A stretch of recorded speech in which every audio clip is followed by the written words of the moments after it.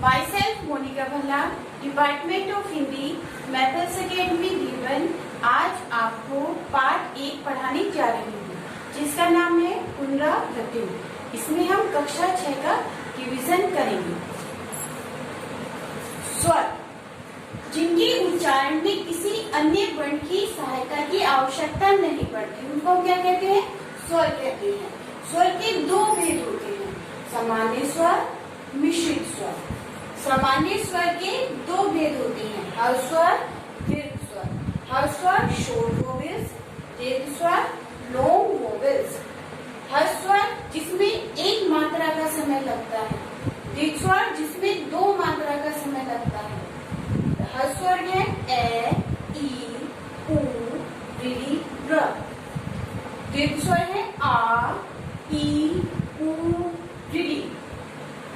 मिश्रित स्वर ये दीर्घ स्वर के समान होते हैं। दो स्वरों के मेल से ये बनते हैं। ये है ए, आई, ओ और औ। व्यंजनों के भेद। व्यंजनों के भेद से पहले हम व्यंजन को जानेंगे। व्यंजन वे वर्ण जिनका उच्चारण करते समय स्वर की सहायता ली जाती है, अर्थात स्वर के बिना व्यंजन कार्य नहीं करते, तो स्वर की सहायता उनके लिए बहुत जरूरी है। तो पहला इसके 3 भाग है, स्पर्श व्यंजन, अंतस्थ व्यंजन और ऊष्म व्यंजन। स्पर्श व्यंजन, स्पर्श यानी छूना। जिन व्यंजनों के उच्चारण के समय श्वास, वायु, जिह्वा और मुख के अलग अलग भागों को स्पर्श करती है, उन्हें हम क्या कहते हैं? स्पर्श व्यंजन। ये कितने होते हैं? 25। तेवर, चेवर, तेवर, तेवर और पेवर। एक बार ध्यान सुनिए। प्रत्येक पंक्ति के प्रथम वर्ण के नाम के आधार पर उस वर्ण के अन्य व्यंजनों को जाना जाता है। प्रथम वर्ण है जैसे कै, खे, गे, घे, डे। तो पहला कौन सा हुआ? कै। उसी के नाम से उसको हम जानेंगे।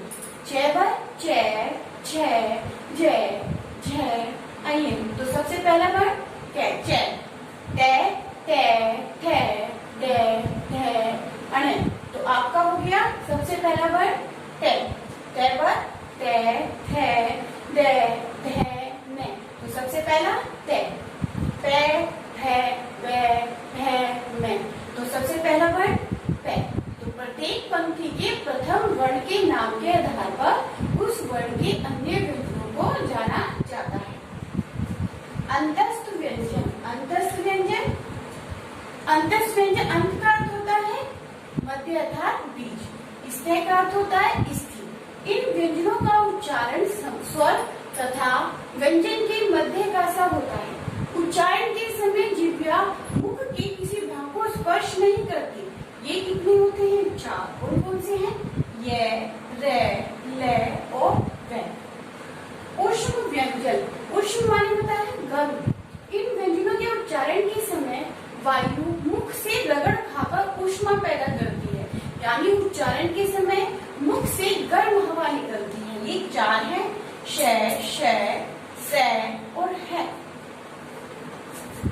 लिंग, जिससे हमें स्त्री जाति और पुरुष जाति का पता चलता है, उसे हम क्या कहते हैं? उसे हम लिंग कहते हैं। लिंग हमारे संस्कृत में 3 होते हैं, पुल्लिंग, स्त्रीलिंग और नपुंसकलिंग। पुल्लिंग अर्थात पुरुष जाति, स्त्री अर्थात स्त्री जाति, नपुंसकलिंग ये ना तो पुरुष होते हैं ना ही स्त्री होते हैं। तो पुल्लिंग में बालक पुल्लिंग शब्द है, नदी स्त्रीलिंग शब्द है, फलक नपुंसकलिंग है।